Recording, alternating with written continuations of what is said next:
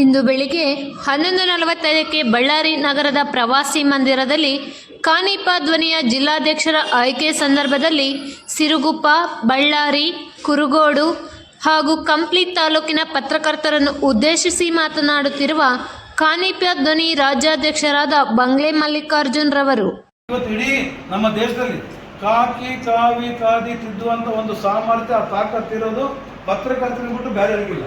ಇಂಥ ಒಂದು ಸ್ಥಿತಿಯಾಗಿರ್ಬೇಕನ್ನೋದು ನಮಗೆ ನಮ್ಮ ಬದುಕು ತಿದ್ಕೊಳ್ಳೋಕ್ಕಾಗ್ತಿದೆ.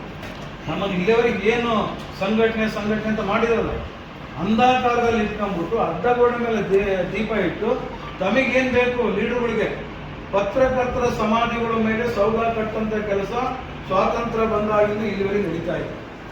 ಇವತ್ತು ತಾವೆಲ್ಲ ನೋಡ್ತಾ ಇದ್ರೆ ಮುಡ ಹಗರಣ ಇರ್ಬೋದು, ವಾಲ್ಮೀಕಿ ಬೇಕಾದ ನೋಡ್ತಾ ಇದ್ರು. ಇವತ್ತು ಕಾನೂನಿನ ಯಾರನ್ನ CM ಯಾರನ್ನ ದೊಡ್ಡವರಿದ್ದಾರಾ?